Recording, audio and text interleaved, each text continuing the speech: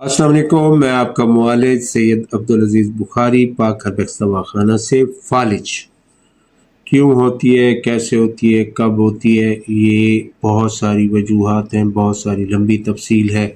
आज जिस टॉपिक पे बात कर रहा हूँ ना, वो थोड़ा डिफरेंट टॉपिक है।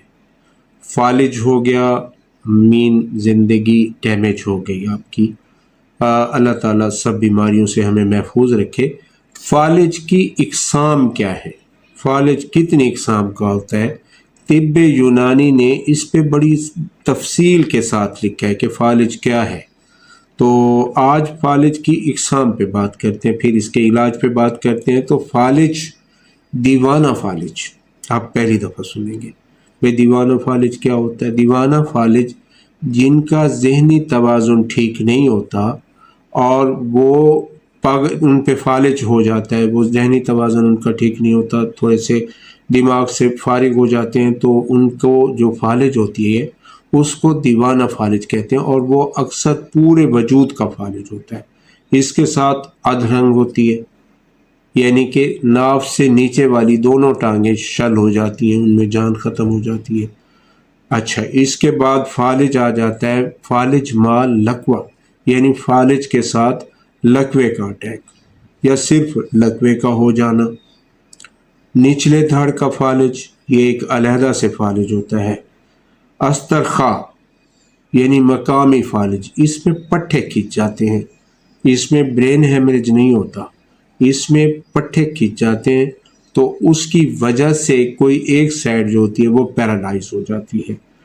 फालिज नखाई, ये फालिज जो है ये उन मरीज़ों में पाया जाता है जो गुफ्तगू नहीं कर सकते, बोल नहीं सकते, उनका फालिज अलहदा से फालिज होता है। देखा ना, नई नई चीज़ें आपको सुनने के लिए मिल रही हैं, तो ये उनका फालिज होता है।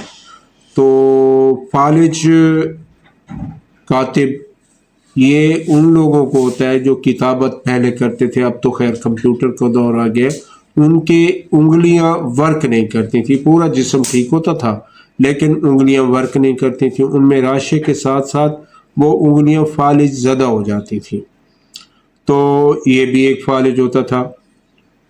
फालिज समाई, यानी कि कुछ लोगों में ऐसा फालिज भी होता है जो सुनने की समात की जो उनकी कुव्वत होती है वो उससे महरूम हो जाते हैं, ये फालिज समाई कहा जाता है।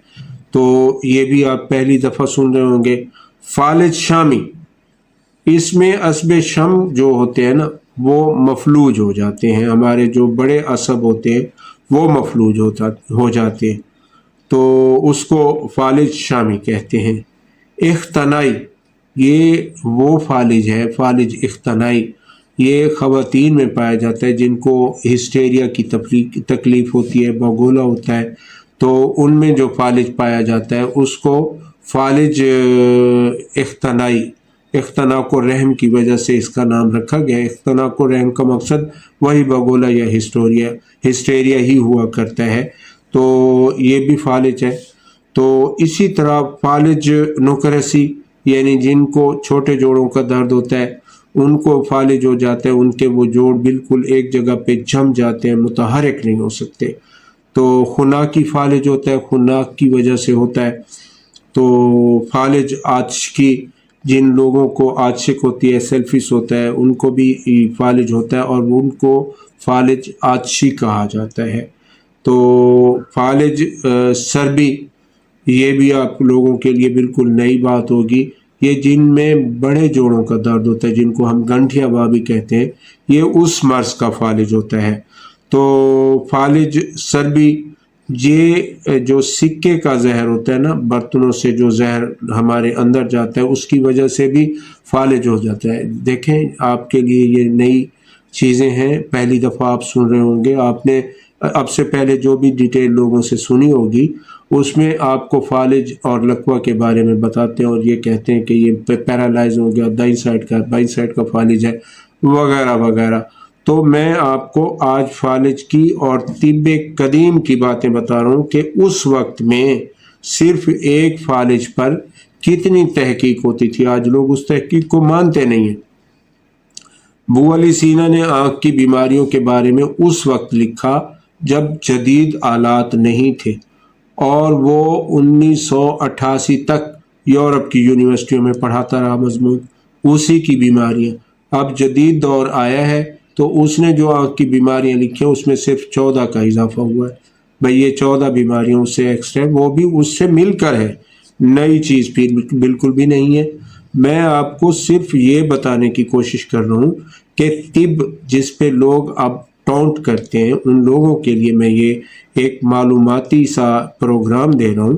तो ये आप पहली दफ़ा सुन रहे होंगे। तो फालिज मसी, ये मस कहते हैं तांबे को, तांबे का जहर। अब खैर हम बर्तन इस्तेमाल नहीं करते, ज़माना कदीम में लोग तांबे के बर्तन बग़ैर कली के इस्तेमाल करते थे। तो तांबे से एक जहर निकलता है तो वो हमारे अंदर जाता था, तो उसकी वजह से भी फालिज हुआ करता था। तो बच्चों में फालिज होता है। तो ये फालिज की इकसाम है, ये आपको इल्म होना चाहिए। ये बताने का मकसद फ़कत इतना है कि तिब में हमारे पास इतनी सारी फालिज के इलाज बैक वक्त मौजूद होते हैं।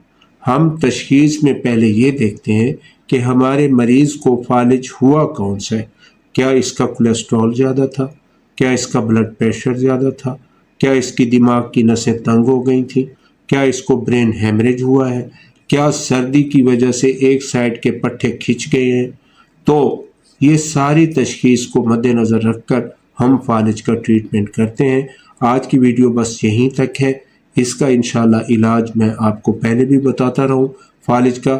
कल मैं आपको एक ख़ास इसका रोगन बताऊंगा जो फालिज के लिए बेहतरीन है, जाना माना है, बेहतरीन रिज़ल्ट रखता है। तो इस पर कल बात होगी। सेहत से मुतल्लिक कोई भी सवाल हो तो पाक हर्बेक्स दवाखाना के नंबर आपके सामने चल रहे हैं, आप हमसे टेलीफोन पर रब्ता कर सकते हैं।